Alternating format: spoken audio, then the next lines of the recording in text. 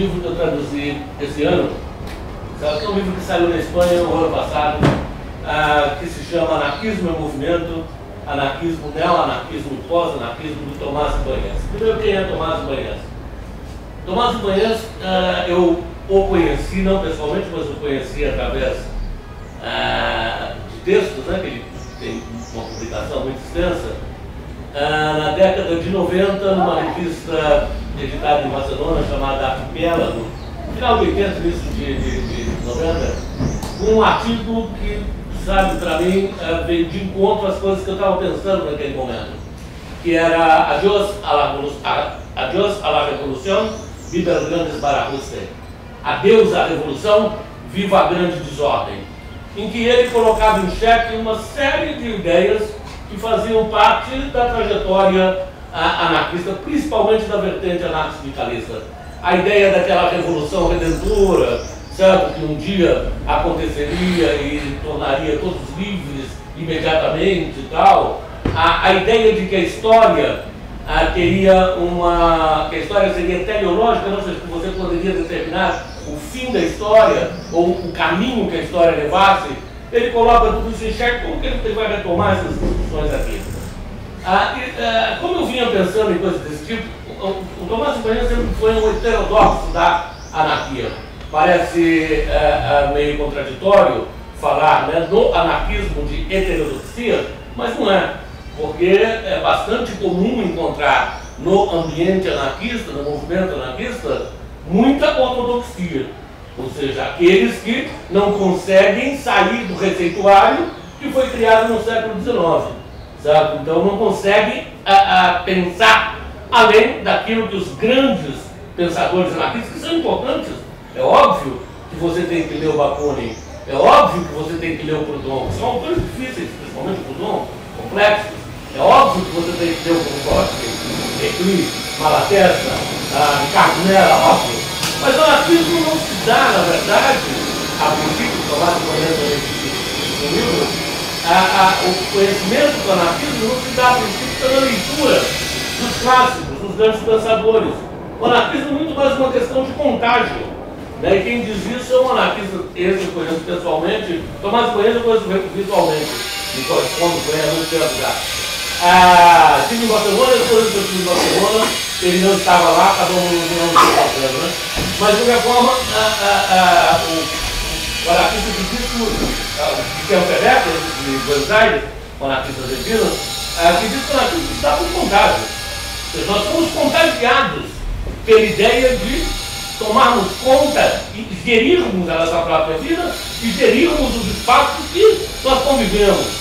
E, é claro, esse contágio se dá através de práticas como essa, de atividades que nós fazemos aqui, fazemos nos centros culturais e nos espaços anarquistas ao redor do Brasil, do Brasil e ao redor do mundo. Depois desse contágio, certo? Depois de ser contagiado, é que as pessoas vão buscar referências. Aí você pode ir a ler, né, Kropotkin, aí você pode vir a ler, certo? Bakunin, aí você pode vir a ler Malatesta e tal, né? Emma Goldman. Então, a primeira coisa que me ligava e eu tinha essa afinidade eletiva com Tomás Ibanez nessa heterodoxia. Eu sempre fui heterodoxo. Eu acho que o anarquismo, que tem um potencial, é a mais radical, certo, das construções de emancipatórias, né, do século XIX, e fez a mais radical das revoluções, que foi a Revolução Espanhola. Mas o anarquismo tem que voltar a essa capacidade crítica que ele tem ao analisar o poder, ao analisar o capitalismo, ao analisar, que sempre fez, principalmente os individualistas, que muitas vezes algumas tendências subestimam, ao analisar a opressão sexual, ao analisar a opressão de gênero, tem que voltar essa capacidade crítica para si próprio. O anarquismo que não se critica impiedosamente, certo? Corre o sério risco, como historicamente já aconteceu, de se congelar, de se fossilizar, de se transformar em algo que na verdade não é mais vivo, né? O Tomás Ibanez compara alguns anarquismos com uma língua morta, como o latim. né? Que é uma língua praticamente morta, só é falada pelos padres lá no Vaticano.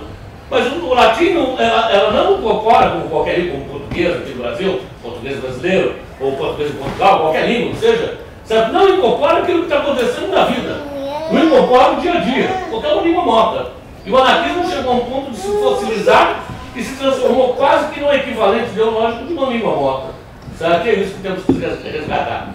Mais um pouquinho sobre o Tomás Ibanez, que depois eu vou trabalhar aqui algumas ideias centrais desse livro. O livro vai estar vendo, a própria Maloca também tem aqui exemplares à venda. Eu trouxe poucos, trouxe só 5 exemplares, porque eu trouxe muitos livros aí, né? E como eu sabia que a Maloca tinha esse, eu não trouxe mais desse. O Tomás Ibanez, ele é filho de anarquistas tal, que lutaram na Guerra Civil Espanhola. O Tomás Ibanez tem atualmente 71 anos de idade, 10 anos a mais do que eu. Ele é de 44, eu sou de 54. E foi professor da Universidade de Barcelona, atualmente aposentado. Mas o Tomás Ibanez, como é filho de anarquistas, ele foi criado na França, porque depois da derrota da Revolução, os pais foram exilados, foram para a França, então ele foi criado na França e viveu na França até a morte de Franco, né? Até 65, até o fim da ditadura franquista, quando ele volta. Mas na França ele sempre teve militância junto à juventude libertária, tá? Que eram tanto franceses, jovens franceses, como jovens, né? Filhos de espanhóis tal, que estavam no exílio. E é exatamente o Boletim da Juventude Libertária em 1965, o coletivo da Juventude Libertária Parisiense, de Paris, que vai pela primeira vez fazer o A na bola, né? O famoso símbolo do A circundado pelo círculo. E o Tomás Ibanez, numa entrevista, fala, olha, na verdade a gente tinha uma série de diferenças com as grandes organizações do exílio, né? Principalmente a CNT, do exílio francês, e a Federação Anarquista Ibérica, do exílio francês. Porque eram organizações que, de certa forma, isso daí depois eu vou desenvolver um pouco mais, estavam petrificadas, estavam fossilizadas, né? E a juventude tinha uma outra ânsia. Então, em 64, esse coletivo, numa reunião que ele falou que parou a madrugada, eles falaram, tem que ter um símbolo que, aonde apareça, qualquer pessoa que olhe sabe que está se referindo ao anarquismo. Tá? E aí eles inventaram esse A na bola, que foi, inclusive eu já publiquei isso no Face é Sérgio Norte, eu faço achar, uma reprodução desse boletim, que é a primeira vez que o A na bola surge. Então é de 64, certo? O A na bola tem 51 anos de idade, né? Mas o próprio Tomás é cuidadoso o suficiente ao dizer, mas isso não quer que não tenha importância nenhuma. Se esse A na bola se transformou no símbolo que é, certo? Na força que tem, simbólica e tal, é exatamente porque milhões de mãos anônimas o picharam ao redor do mundo, né? O livro do Tomás Ibanez vai discutir o ressurgir do anarquismo, coisas até que o Liber aqui falou na culta fala dele, alguns temas que são abordados pelo Tomás, né? O ressurgir do anarquismo no século XXI, certo? Antes de começar, eu gostaria de falar que é um prazer imenso. Eu conheço o Liber pelo Inimigo do Rei. Quando o Inimigo do Rei surgiu lá em São Paulo para nós, né? Espaços anarquistas, o Centro de Cultura Social não tinha nem reaberto quando surgiu, foi em 77, né? Não tinha reaberto, mas eu que já estava me aproximando do anarquismo e tal, era uma beleza conseguir o Inimigo do Rei em São Paulo, era uma alegria imensa, né? E sempre acompanhei toda a trajetória do Inimigo do Rei, e é um prazer estar aqui agora, hoje, com o livro, né? O Inimigo do Rei tem uma importância muito grande na história do anarquismo contemporâneo brasileiro. O Tomás Ibanez, ele vai discutir as razões desse ressurgir do anarquismo do século XXI, do anarquismo contemporâneo, e ele divide o livro numa exposição sobre as razões desse ressurgir e dessa renovação, que ele fala que é um duplo movimento, é um ressurgir do anarquismo e uma renovação do ideário anarquista, e no final ele põe 3 apêndices, que são mais históricos, teóricos, né? Ele aprofunda os temas. Um apêndice sobre a modernidade e pós-modernidade, um apêndice sobre estruturalismo e pós-estruturalismo, essencialmente filosófico, e o terceiro apêndice sobre relativismo, também sobre filosofia. Tá? Então esses 3 apêndices ele vai aprofundar teoricamente a discussão que ele apresenta no livro, no corpo do livro propriamente dito. Ele vai dizer, ou seja, hoje é quase que inescapável a gente perceber, certo, a pujança do anarquismo quando você vê as manifestações, começam com as manifestações anti-globalização, mas começa um pouco antes até com os zapatistas em Chiapas e tal, e depois as grandes manifestações anti-globalização, as manifestações de Occupy Wall Street, Seattle, que é já anti-globalização, os indignados na Espanha, Esáquia em Atenas, na Grécia, sabe? E em toda a Turquia, Rojava hoje e tal, ou seja, é impossível. O movimento do Passe Livre e as jornadas de 2013 no Brasil, tá? É impossível hoje, nesse início do século XXI, ver qualquer manifestação desses novos movimentos sociais sem percebermos não só os estandartes da anarquia, a bandeira vermelha negra, a bandeira negra com a bola, certo? Os símbolos da anarquia, como formas organizativas, certo? De manifestação e de coletivos que retomam as ideias forças do anarquismo. Quais sejam? Coletivos que são formados a partir da democracia direta. Coletivos que não aceitam ideias de representação, portanto não aceitam ingerência partidária. Coletivos que são anti-hierárquicos. Coletivos que têm funções rotativas. Todas essas ideias pertencem à tradição e ao campo do anarquismo. O Tomás também vai colocar claramente, isso é importante, que o anarquismo tem um momento do seu nascer histórico.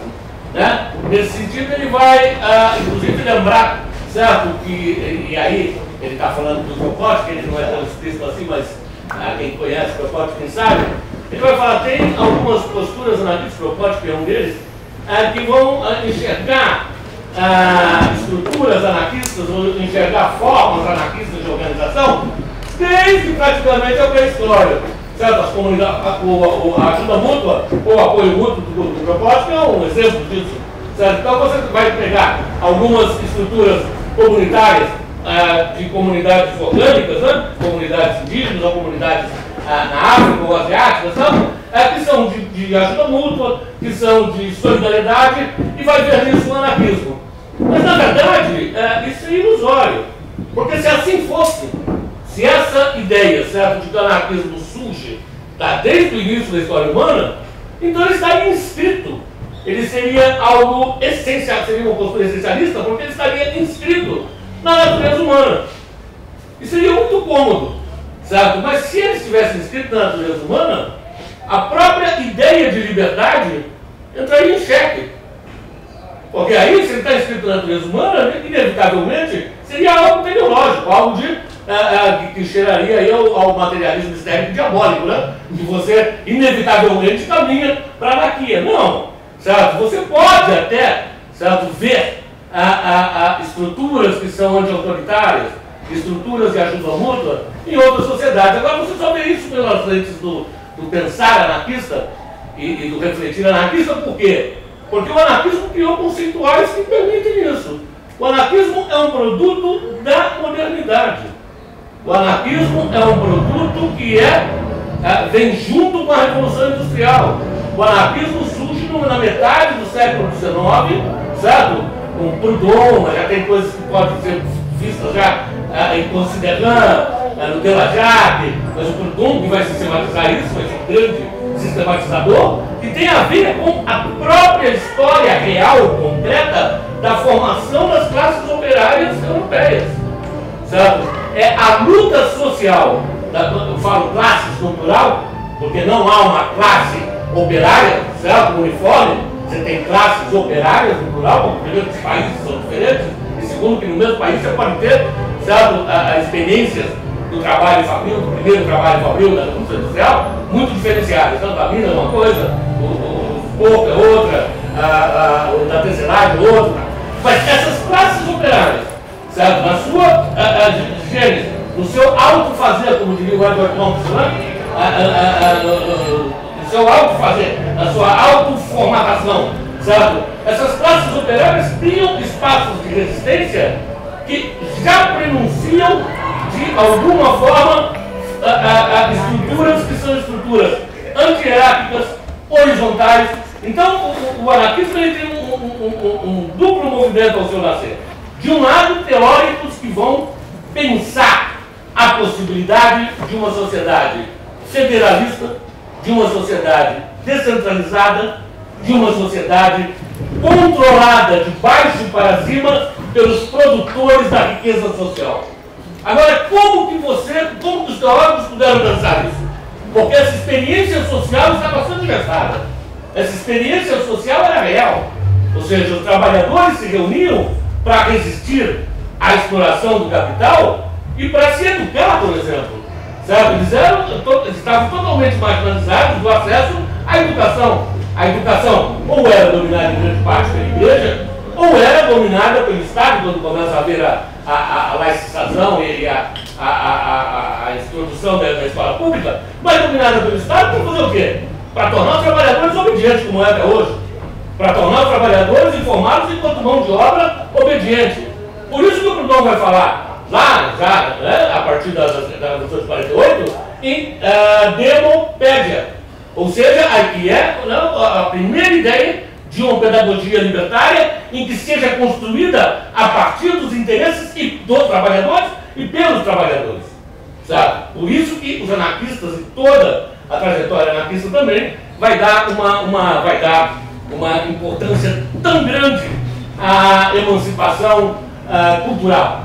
Ou seja, você não se liberta, por isso os centros de cultura social, os ateneus libertários, as bibliotecas populares, certo? São tão importantes na história do anarquismo. Você não se liberta se você não se educa. Certo? Muito antes de Foucault, os anarquistas sabiam que saber é poder. Certo? E esse saber, certo, não pode ficar na mão das classes dominantes. Esse saber tem que ser produzido também, tem que ser coletivizado e tem que ser produzido por aqueles que trabalham, por aqueles que são os trabalhadores, que são os oprimidos. Tá? Exatamente pelo anarquismo, certo?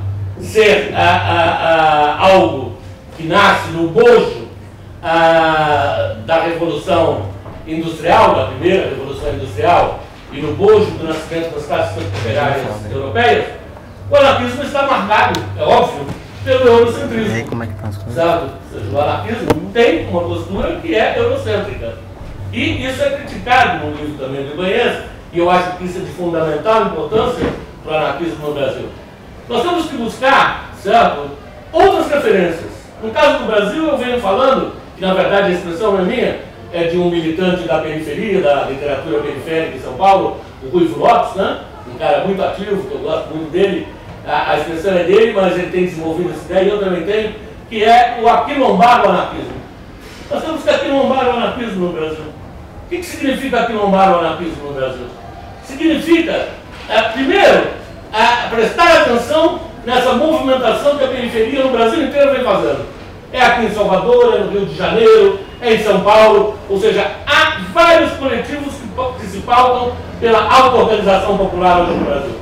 E que não necessariamente se auto-intitulam como anarquistas. E isso é de sua menos importância. Isso não é o mais importante. É aquilo que o Tomás Ibanez chama de anarquismo extramuros. Ele usa essa terminologia, que é algo que acontece também em escala internacional. Ou seja, coletivos que agem, certo, de acordo com os princípios que sempre foram caros ao movimento anarquista, mas que não se auto-intitulam, e também não acho importante isso, não se auto-intitulam como anarquistas, e não acho importante isso, a questão da etiqueta. Inclusive, alguns que eram militantes anarquistas, tá? Da CNT, da FAI, ou outros grupos históricos do anarquismo, entram nesses novos coletivos e abdicam do rótulo de anarquismo. Sabe? Porque o importante é o que você faz. O importante são as relações sem poder. O importante são formas autogestionárias. O importante é a produção cooperativa. O importante é criar um espaço de liberdade de ampliar, criar um espaço de liberdade sempre ampliado, aqui e agora. A revolução não é algo para o futuro.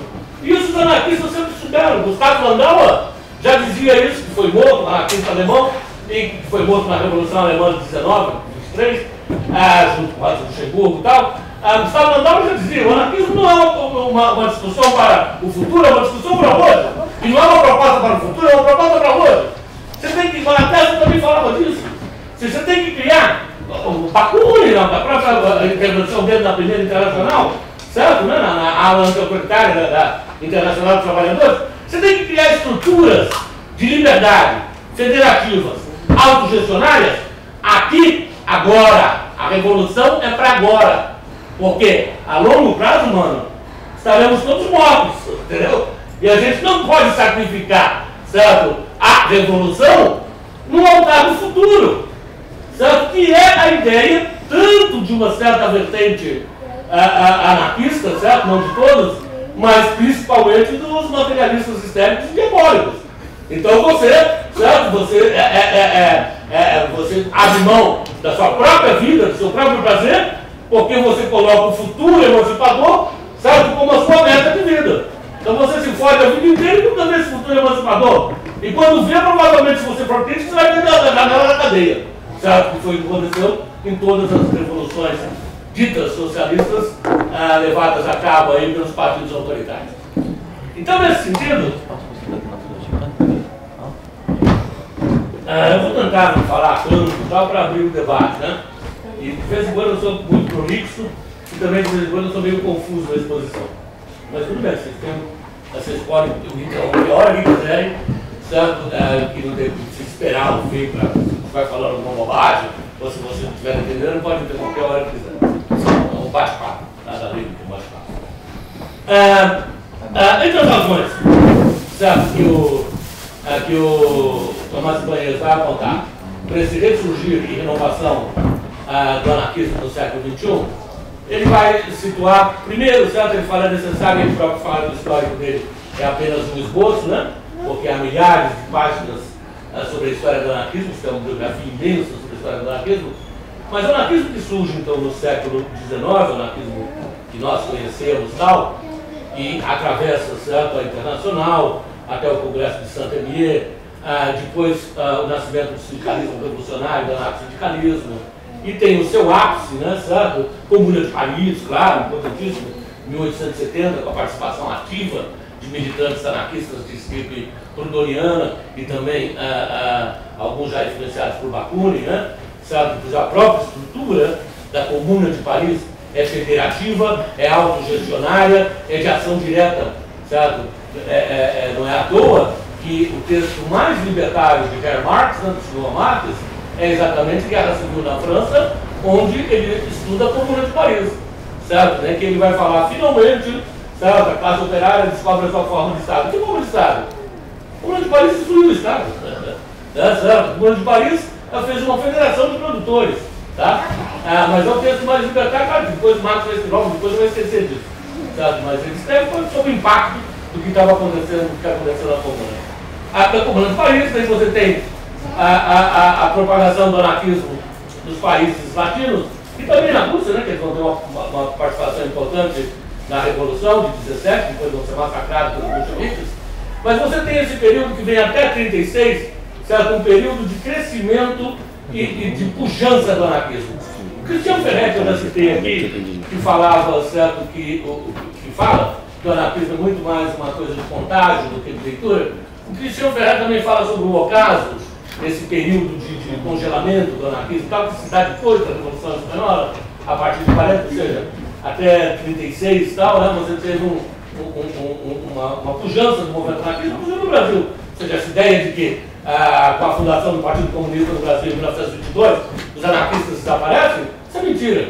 Hoje você tem muitas pesquisas já, certo, aí, feitas que demonstram o contrário. Você tem, por exemplo, até as vésperas do Estado Novo, sindicatos ainda sob gestão anarco-sindicalista.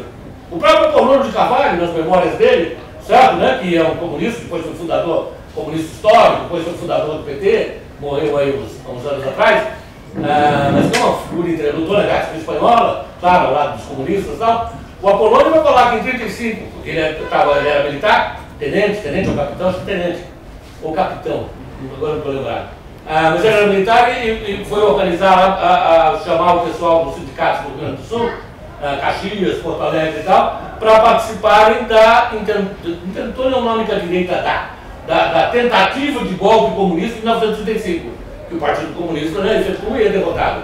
Da tentativa de golpe, foi uma quartelada. E ele próprio, no livro de memórias, ele diz: não, nós não participamos disso. Nós não temos nada que tenha a ver com o partido. Nós somos sindicalistas revolucionários, nós somos anarquistas. Isso em 1935, ou seja, 13 anos depois da fundação do Partido Comunista, e escrito por um comunista que participou, que estava lá. Mas você tem mais pesquisas aí que atestam isso. Então, no caso do Brasil, por exemplo, o anarquismo ainda é visível, mesmo que em luta pela hegemonia do campo sindical com os comunistas, certo? Né? Claro, uma luta ferrenha e também enfrentando a repressão do Estado, na República Velha, no Estado de Sítio de Arthur Bernardes, os anarquistas foram muito mais reprimidos que os comunistas. Os anarquistas foram caçados, literalmente. Domingos Passos, essa coisa de que o anarquismo é também uma prática só dos trabalhadores imigrantes, né?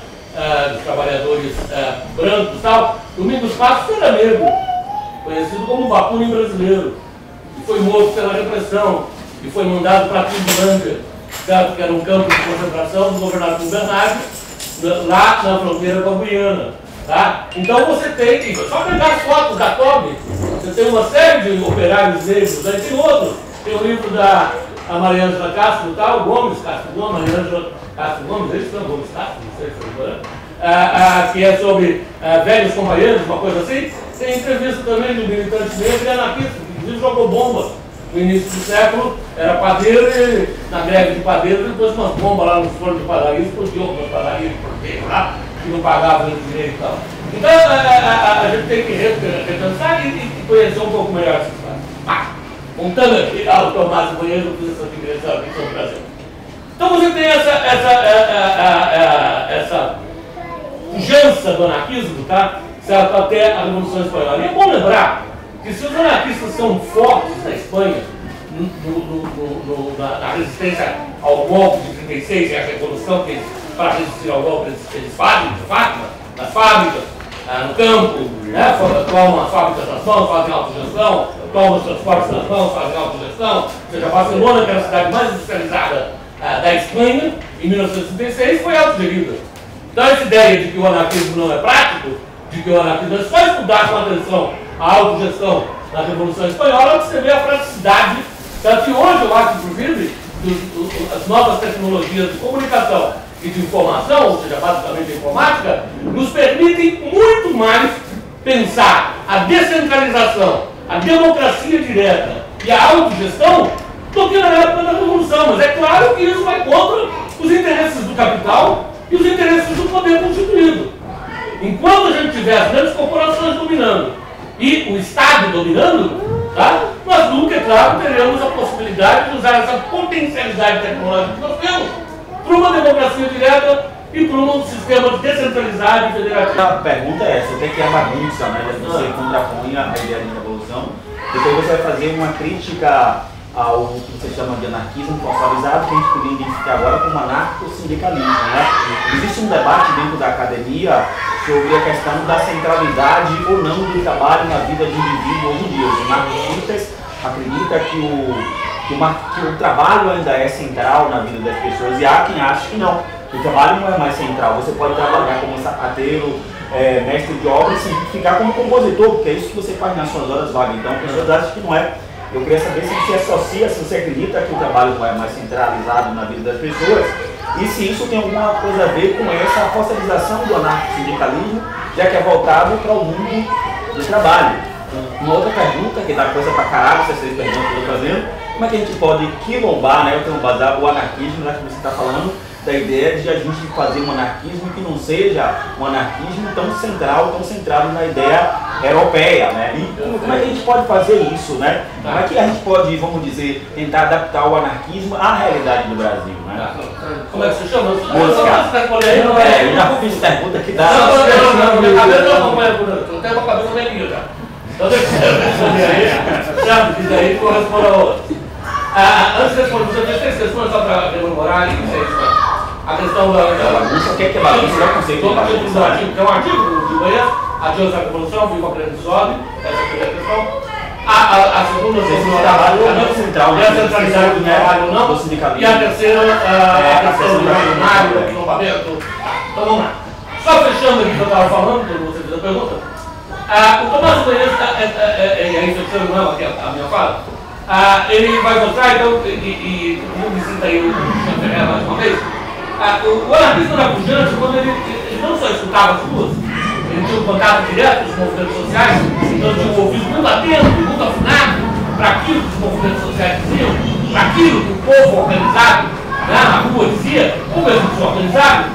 Aí ele era pujante, ele era vivo, mas como também ele dialogava com outras tendências, sabe, com outras formas de pensar, com outras inspirações, sabe, intelectuais, filosóficas, tal, que não vindas do campo libertário, propriamente dita. Claro que tinham afinidade, que eram pensamentos anti-autoritários, mas sempre houve esse diálogo.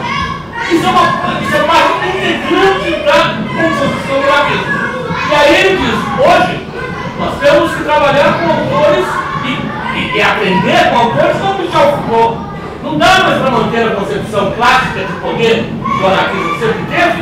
Não vai acabar com o Estado, vai acabar o poder? Porra nenhuma.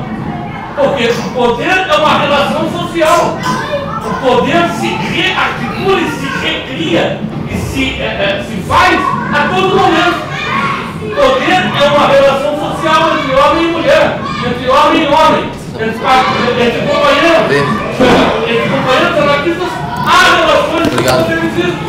Ou seja, o poder não é algo que esteja externo a nós. O poder é criado nas nossas relações sociais e internalizado. Sabe? Então não é brincadeira acabar com o poder. Sabe? É muito difícil, tem que criar uma nova subjetividade. E você só cria uma nova, porque a nossa subjetivação é feita a partir do poder. Nós somos subjetivados para obedecer. Certo? Nós somos subjetivados para também agir com poder sobre aquilo que é mais frágil. É essa a nossa subjetivação. Isso vem de séculos. Consigo para não dizer milênios. Então romper com isso é criar esse compromisso. Isso também não se rompe sozinho. Não é indo para o terapeuta, ou não é só fazendo soma, que pode fazer, eu já fiz, sabe, fazendo somaterapia, que você vai romper com isso. Você vai romper com essa subjetivação dominadora, hierárquica, quando você tem espaços de vida que sejam autogestionários. Quando você tem práticas sociais que não sejam autoritárias. E isso no seu local de trabalho, isso na relação com seus companheiros, na relação com sua mulher, na relação com seus filhos, sabe? Ou seja, muitas vezes nós encontramos práticas profundamente autoritárias vindas de companheiros que se dizem anarquistas. Falam de você se auto-etiquetar como anarquista, não quer dizer que você não tenha práticas autoritárias. Outra coisa que eu sempre recusei, e recuso até hoje, só para terminar a mesma fala, bom, primeiro então o diálogo com outras correntes, que é a Castor Gavi, John Chomsky, Michel Foucault, Deleuze, Guattari, Tony nega algumas coisas. O anarquismo tem que se alimentar de todas as contribuições que possam fortalecer o campo anti-autoritário. Isso é fundamental, tá? E por último, não vai poder responder a eu sempre me recusei a usar o anarquismo. Algo infelizmente tão ilustre no movimento anarquista, né? Que é, não, eu sou mais anarquista que você, blá. Todos que usavam anarquismo que eu conheci romperam o anarquismo, alguns são até candidatos, aí já foram candidatos, né? Sabe? Eu me recuso a usar o anarquismo. O anarquismo sempre se pautou, sabe? Pelo respeito às singularidades, pelo respeito à diversidade e pela profunda postura de solidariedade quando necessário. Sabe? Não há mais no centro anarquista. Há práticas singulares de se exercer a liberdade. Respondendo a você. Quando ele fala de grande desordem, ele está, na verdade, que é um artigo do Banheiros, não é que ele está propondo que no lugar da revolução você, sabe, organize o caos. Porque o caos, inclusive, né, não organizável. O caos é o caos. O Tomás Banheiros tem muito claro que quando ele fala que a revolução acabou, o horizonte histórico da revolução acabou, é porque aquilo que eu falei, de 7 milhões, você não vai transformar o planeta inteiro. que você vai fazer são espaços sociais. E isso os anarquistas têm que ampliar esses espaços sempre. E quanto mais melhor para nós, é claro. Certo? Espaços sociais libertários seria algo próximo ao que o Hackenberg chama de as zonas autônomas temporárias e as zonas autônomas permanentes e tal, né? Criar espaços sociais. Esse é um espaço social autogerido. Centros de cultura no Brasil inteiro são espaços sociais autogeridos. Sabe? Os coletivos também são libertários, anarquistas. Nós temos que ampliar esses espaços através de cooperativas, através de formas de autogestão, através da pedagogia libertária, de experiências de escolas libertárias, ou seja, ampliar o máximo possível. E, historicamente, e aí eu concordo com o Banheiros, ele acha que esse momento é propício para a ampliação desses espaços. Porque esse domínio absoluto, essa sociedade de controle, que cada vez mais as pessoas percebem que são controladas do seu mais íntimo, que não tem mais autonomia para nada, permite a rejeição a isso também. Ou seja, a rejeição à exploração e ao domínio só existe quando o domínio é percebido. Só quando ele está na consciência do possível. Porque se ele não está na sua consciência do possível, de que ele existe, é óbvio que você não vai se rebelar contra ele. Certo? E hoje nós temos as condições para essa rebelião. Então, a revolução que ele propõe é uma revolução em ampliar espaços que sejam autogeridos, que sejam federalizados, que sejam libertários, que sejam de democracia direta. E quanto mais a gente ampliar isso, melhor. E ele não é como já me acusaram ao fazer, em outra ocasião, o lançamento do livro brasileiro, de anarco-reformismo. Não tem nada de anarco-reformismo nisso, não.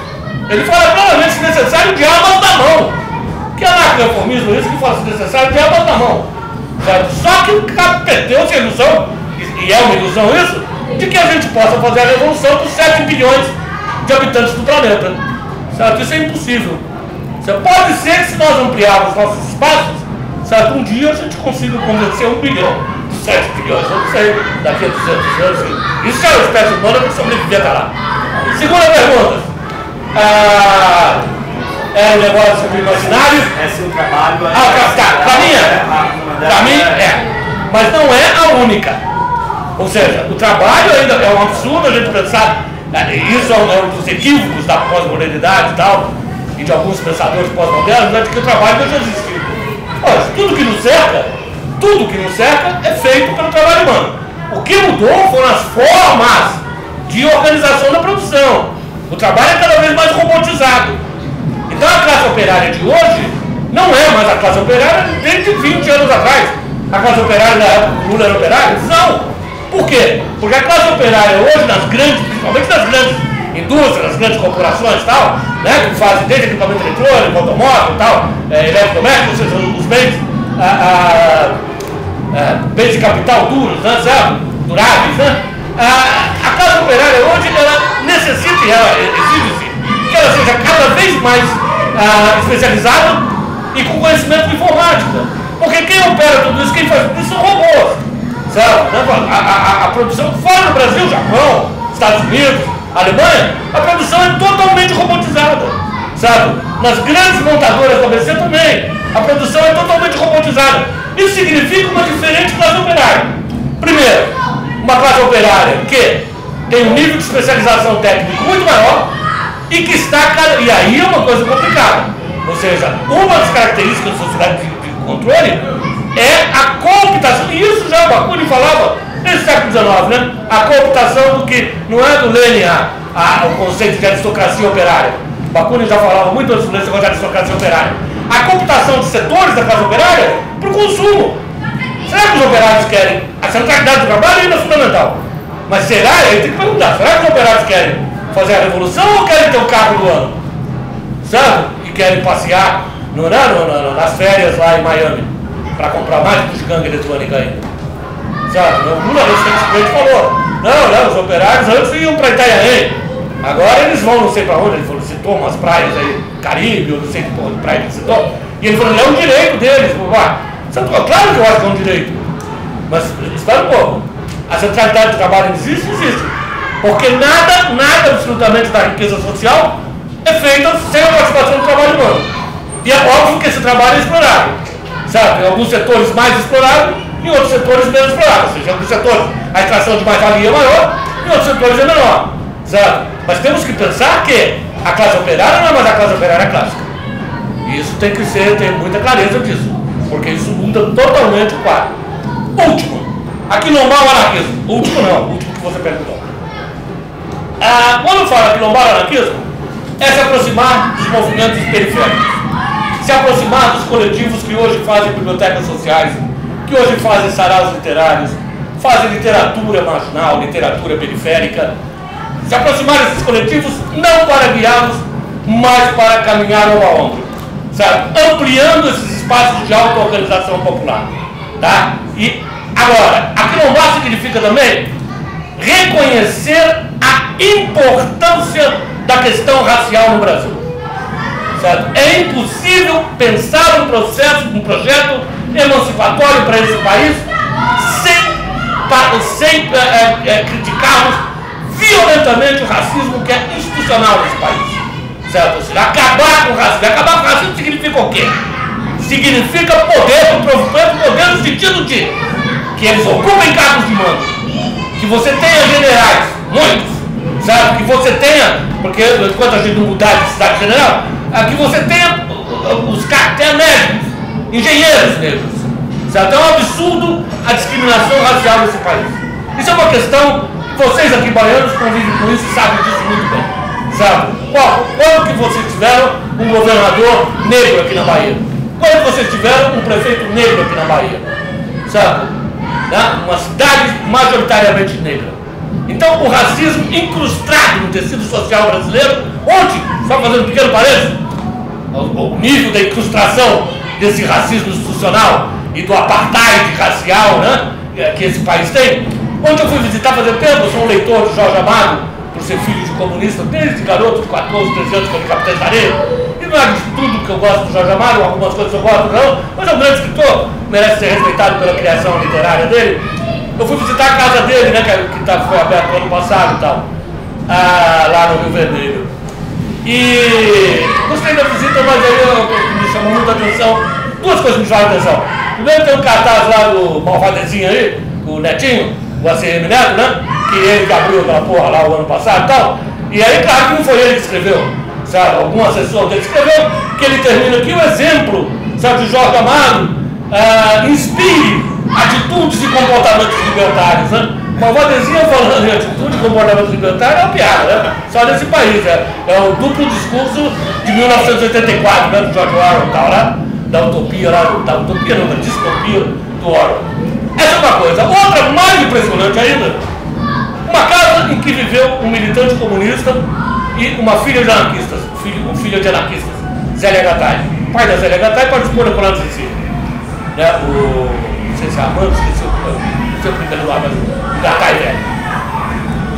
Na entrada da casa, um muro separando tem azulejos, tudo bonitinho, entrada de serviço. Do outro lado, entrada social. É óbvio que da entrada de serviço que eram os cozinheiros, os jardineiros, que eram negros, obviamente que eram negros, e que entravam ali. Isso é a casa grande senzala, sabe? Dentro de uma casa grande senzala reproduzida, dentro de uma casa de pessoas que se diziam progressistas, revolucionárias. Aí mostra a que nível se naturalizou o apartheid racial e social nesse país. Isso tem que ser incorporado pelo anarquismo e tem que ser denunciado, tá? É claro que o anarquismo, e aí é importante também lembrar, o anarquismo sempre se preocupou com a questão colonial. A CNT, certo, mandou delegados mais de uma vez para ajudar e tentar trabalhar junto com aqueles que lutavam contra o colonialismo no norte da África, tanto no Marrocos espanhol como na Argélia francesa. Então a CNT sempre teve uma postura anticolonialista, tá? Então não é uma novidade de tudo para o anarquismo. Essa é uma questão, quando eu falo quilombola, se aproximar da periferia, colocar a questão racial como um dos pontos centrais da análise anarquista no Brasil e pensar um imaginário que tem a ver com a luta do nosso povo, tá? Os cabanos, que fizeram o único, derrotado, mas o único governo popular nesse país, tá? Um governo que tinha negros e índios, um governo em que negros e índios propõem uma outra visão de país, tá?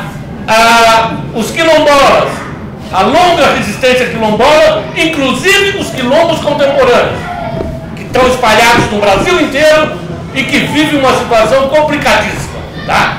A resistência indígena, tudo isso tem que ser incorporado, não apenas na preocupação e na militância anarquista, mas no imaginário anarquista, sabe? As periferias, como que constroem suas casas? Como que em São Paulo, aqui em Salvador mesmo, quando eu estava andando por Salvador, eu vi um monte de casa que é muito parecido em qualquer periferia do Brasil, sabe? Em que você bate a laje e põe mais um andar e põe mais um andar, sabe? Por quê? Porque os terrenos são pequenos, a população pobre não tem condições de comprar um terreno maior, sabe? Você batendo lá quando andar sobre andar, você está dando condição para que seu filho, depois de casar, more lá com aquilo que vai ser seu neto, e a família inteira, que são famílias grandes, possa morar. Olha, mas como que se faz isso? Quem é da periferia e sabe. Você faz mutirão para bater laje, tá? Você convida o pessoal, uma cachaçinha lá, uma batidinha, tá? Uma birosca qualquer, e uma comida, um caruru, pode ser um churrasco lá de São Paulo, ou uma feijoada no Rio, e aí você, em forma de mutirão de ajuda mútua, você faz isso. Isso é uma tradição das camadas populares brasileiras. Isso é ajuda mútua. Isso é solidariedade. Isso é ação direta. Isso é anarquia. Certo? Então, nós temos que usar desses instrumentos e desse imaginário para fazer avançar o anarquismo no Brasil. A nossa referência, claro que nós temos que saber da Comuna de Paris, nós temos que saber da Revolução Espanhola, óbvio, mas nós devemos também saber, sabe, dos cabanos, da resistência quilombola, da resistência indígena, porque senão a gente está com o pé totalmente fora do Brasil e a cabeça voltada para a Europa, sabe? A gente tem que ter uma postura currupira, ou seja, o pé para trás para o sertão, o pé para o interior do Brasil. É isso daí.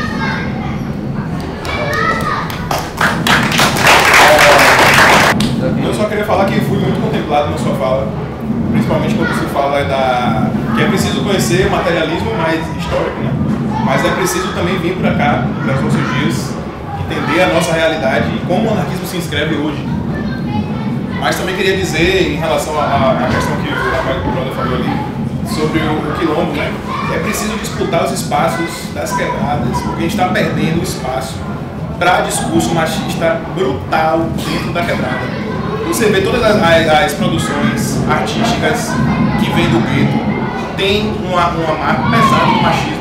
E isso faz com que a gente deixe de discutir questões importantes como o racismo institucional nas produções artísticas, certo? Então acho que isso que ele quis dizer na questão de trazer essa questão para o negro, né? Ou para as questões de minorias como todos. Mas dos negros são maioria, né? Minoria, a maioria da população brasileira é negra e mestiça. Tá? A minoria aí é que está afastado do poder, né? Exatamente. Aí é isso. Bom. Só, eu não falei de materialismo histórico, tá, por exemplo. Eu falei materialismo histérico diabólico, que é uma coisa do Maurício Rosenberg. O que tem que conhecer é a história, assim, do anarquismo, da história das lutas pela emancipação. Você não pode jogar isso fora. A gente não está. Quando se fala em novo anarquismo, quando se fala no anarquismo que pensa o contemporâneo, não quer dizer que nós vamos começar do zero sempre. Nós temos que conhecer a história que nos trouxe até aqui para não repetir os erros e para não começar do zero. A gente está inventando a roda. A gente tem muito a aprender com os anarquistas que nos receberam, claro, óbvio. Bom, coincidentemente, Sérgio, eu não te conhecia, né? Embora você tenha uma trajetória militância anterior à minha, eu comecei na final da década de 80 e tal, no movimento anarcopunk também. Mas assim, coincidentemente eu estou escrevendo um texto agora que se trata da ideia de que anarco-quilombismo.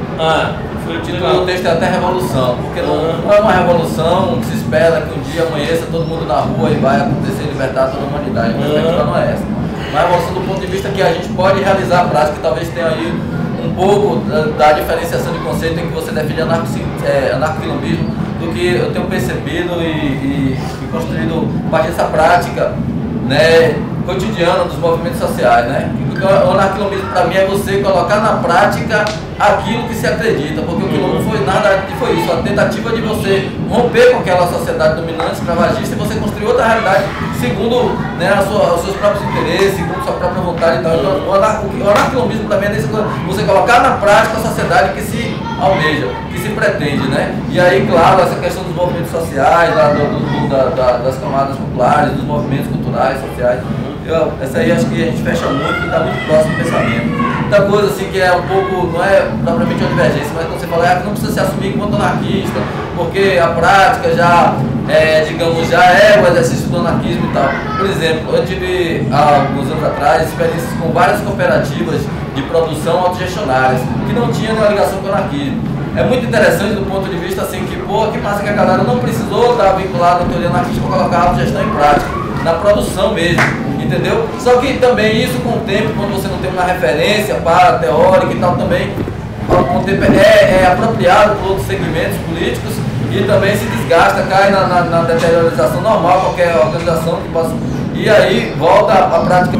Foi um prazer ouvi-lo, ainda mais porque a discussão aqui de poder, a sua fala, com as colocações dos companheiros,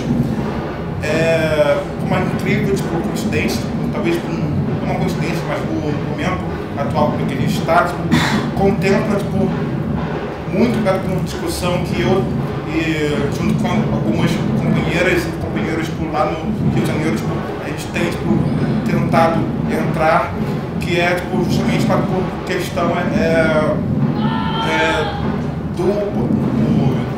dessas temáticas mais gerais do pós-anarquismo, do eurocentrismo, dessas novas formas organizativas que eu, especialmente até pela minha trajetória acadêmica, detesto essa palavra, mas enfim, que eu por formação sou cientista social e nós temos junto com outros colegas que são antropólogos, anarquistas, a gente vem tentar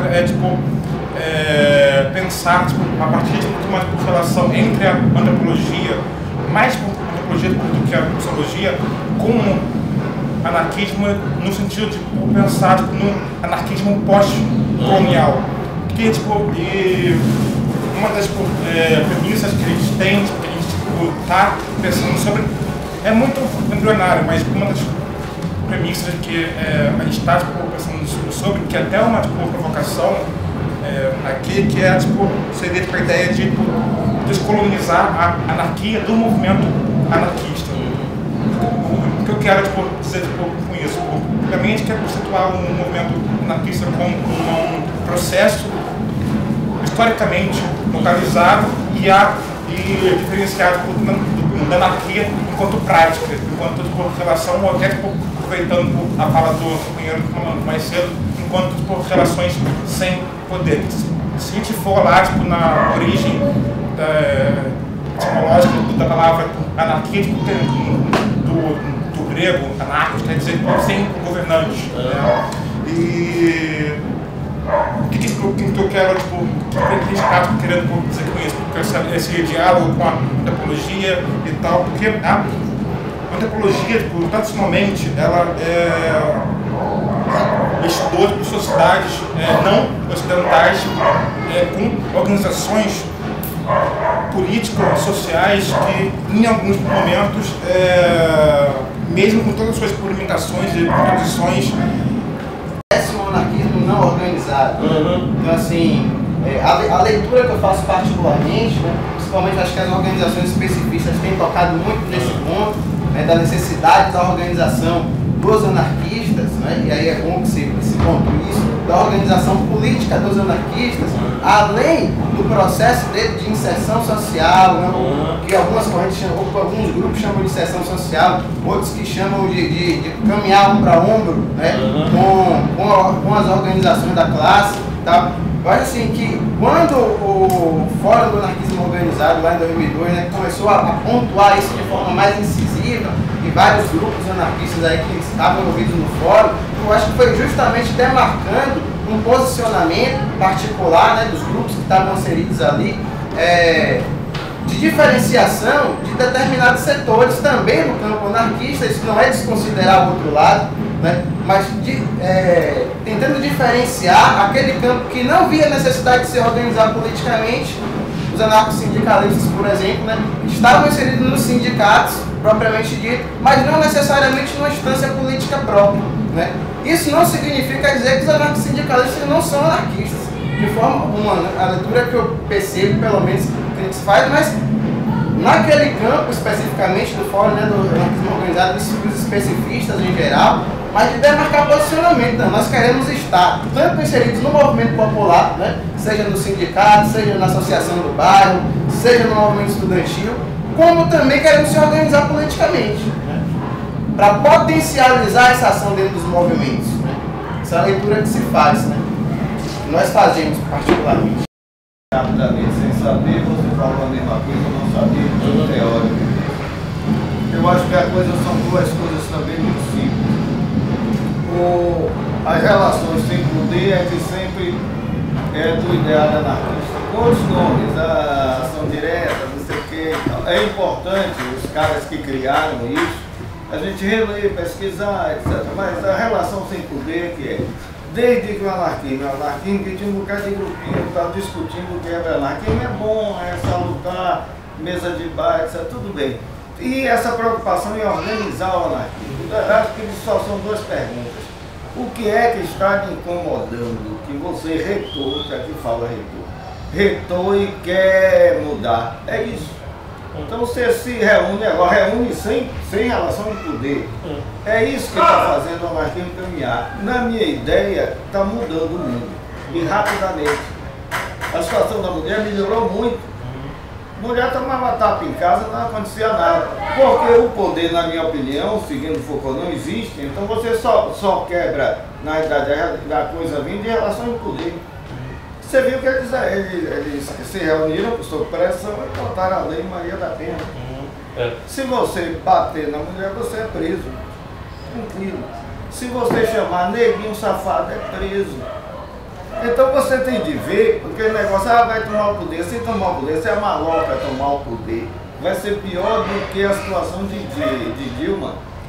Uma menina guerreira, uma menina que enfrentou e está lá, refém de um congresso. A questão que o Sérgio apontou, que é o anarcocapitalismo não tem perspectiva histórica. O anarcocapitalismo não tem a ver com o movimento anarquista, tem a ver com supostamente uma questão etimológica da palavra, assim, sem essa instituição de poder que é o Estado. E aí isso é uma coisa muito doida, porque não existe debate com o anarcocapitalista, né? Certo? Bom, onde está a teoria? Onde estão as práticas? Eles vão falar ou dos economistas da Suíça, da Áustria, de 1920, ou eles vão falar de uma teoria que surgiu e práticas que surgiu agora em 2006, 2005, desse racho que o Sérgio comentou. Né? Então, o anarcocapitalismo, de fato, me parece que é muito bizarro, porque ele tem ganhado muito espaço, ele tem estado num ambiente de debate, ao mesmo tempo que ele não tem muito como se contrapor, né? Porque ele é só uma crença. É basicamente uma crença. As pessoas acreditam, que elas estão descrentes dessa forma de fazer política, mas elas acreditam no mundo capitalista e elas pensam, bom, então o meio do caminho talvez seja destruir uma parte e manter a outra. Mas aí quando você começa a conversar com uma pessoa sobre isso, você fala, bom, o capitalismo ele só se criou nas costas do Estado e o Estado que a gente tem só se criou nas costas do capitalismo. Essas duas esferas da existência elas estão juntas. Até se conseguir convencer uma pessoa disso, essa pessoa diz, mano, eu não quero saber o que você está falando, eu não concordo, você está com esse discurso aí, socialismo, isso aí está falido, e aí não existe debate, não existe conversa que se construa com esse pessoal. Então, eu acho que uma das grandes coisas, eu acho que a discussão que tem permeado, ou sempre permeia o espaço anarquista, é que a gente aprender a se educar, né? Aprender a se autoformar, não só para dentro, mas para fora, para a gente conseguir ter a gente sabe de onde a gente veio, ou a gente já sabe de onde a gente veio, a gente vai conhecer as nossas referências para conseguir saber como a gente vai atuar, como a gente vai criar esse laço de solidariedade hoje, para conseguir construir alguma coisa que não seja essa bizarrice, né? Que não seja essa descrença surreal que tem tido de, bom, eu quero criar uma coisa que está pautada no nada, que é o anarcocapitalismo, por exemplo. Que aí você é livre de fazer o que quiser. Bom, você não vai ser livre de fazer o que quiser, porque você vive num mundo que não está sendo não nasceu agora, né? Você não tem 4 bilhões de anos. Né? Não dá pra você falar que você vai construir alguma coisa do nada agora, porque você precisa entender os processos. Acho que essa é uma discussão importante de a gente fazer. Mas também pensando que eu acho que talvez a pergunta central do texto que motiva essa conversa, que é o que faz com que a gente se torne anarquista. Eu acho que essa pergunta ela remete a coisas múltiplas que é bom, a gente não sabe. Quando a gente pensa efetivamente, a gente não sabe como que as pessoas chegam, a gente sabe que as pessoas, quando elas chegam, elas começam a se identificar porque tem um respeito à possibilidade de a gente conseguir conversar e se identificar enquanto iguais. Então, eu acho que se a gente quer ou não se organizar de um jeito específico, esse jeito específico tem que conseguir compreender uma multiplicidade de formas de atuação. E aí, quando você fala, por exemplo, eu acho que é interessante a gente pensar o movimento zapatista como um movimento paradigmático, porque o zapatismo, na minha perspectiva, se a gente quiser entender como processo histórico, se ele surge para o mundo com um discurso aberto, plural, na prática, em 94, ele tinha uma perspectiva muito dura de atuação, né? Muito fechada, uma coisa paramilitar muito forte. É em 2004, com a sexta declaração da Selva de Lacandona, que os zapatistas, eles de fato, eles rompem com os partidos políticos. É ali que eles se aproximam dos anarquistas e de todos os movimentos autônomos. E aí isso, para mim, não sou da geração que se encantou com 94, porque eu era muito pequeno ainda. Quando eu vejo essa declaração, eu falo assim, bom, aí tem um ponto de diálogo que é muito potente, né? E aí, ao mesmo tempo que a gente pensa se a revolução é possível ou não hoje, eu falo, bom, a revolução aconteceu em Chiapas. Fazem 20 anos que a revolução acontece lá. Só que eles sabem que a revolução, enquanto ela se estiver restrita naquele pedaço do território do mundo, aquilo vai ser facilmente destruído quando alguns estados quiserem destruir aquilo. O jogo político ainda não se configurou para isso. Agora, a única salvaguarda que os zapatistas têm é que isso se propague pelo resto do mundo. Que eles só vão ser mais fortes quando todas as outras formas de fazer revolução, as suas múltiplas formas,